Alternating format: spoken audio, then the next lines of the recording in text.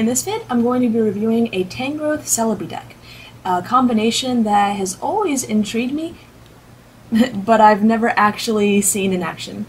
And I guess I'll let him stay in the vid. This is Poseidon, who has decided to interrupt. Anyways, the deck is really interesting. I haven't seen it in action, but I would love to. It's something that I wouldn't see being played right now because of all the fire out there, but he does throw in a 1/1 line of Metapod to cover his weaknesses, so it's pretty interesting. He also runs a Vileplume to get a trainer lock to make himself a little more difficult to beat, and I think it's just a really interesting deck, and I'd like to take a closer look at it.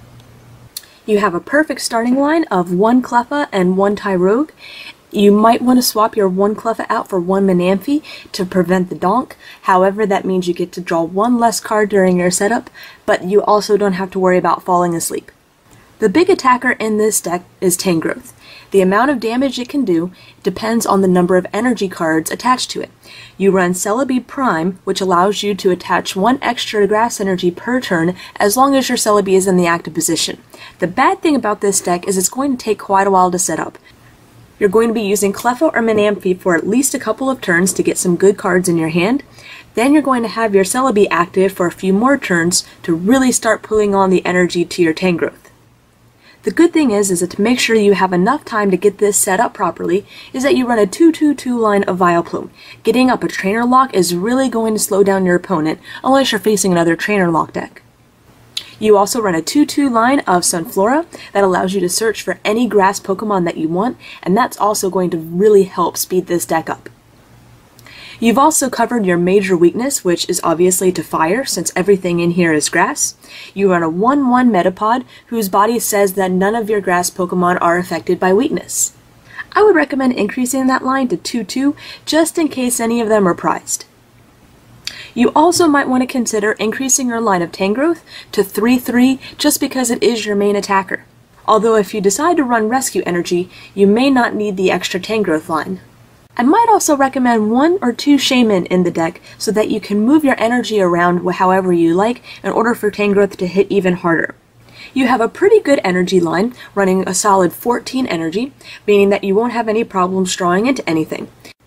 You run 3 DCE, but I would recommend increasing that number to 4 because Tangrowth doesn't say energy cards, it just says energy. So a DCE is actually going to count for 2 energy, and if you can get 2 DCE attached to 2 Tangrowth, that is going to hit really hard and consistently hit hard. I would increase your line of Psychic to 2, just in case you run up against a deck that doesn't have any strong basic Pokemon, so that you can use Celebi Prime's attack. It does 30, but as long as your opponent's Pokemon is an evolved Pokemon, it doesn't take damage from attacks. Again, I would consider possibly running a Rescue Energy, just in case you need an extra Tangrowth. But other than that, I would say run everything grass. Since you run a good number of Celebi Prime, you might even be safe in increasing your number of grass to 15, possibly 16. You do run interviewers' questions, so you'll be able to search out for those energy pretty easily. I think the 1 interviewer's question is an excellent number. Any more than that and it's probably going to be a dead card. I definitely think your trainer and supporter line needs a little bit of work. It seems to be lacking a sufficient number of speed because it's running quite a few trainers even though you're running Vileplume. To search out basics, you run a combination of 1 Collector and 2 Dual Ball. I would recommend increasing your number of Collector to 3, possibly 4, and dropping the Dual Ball completely.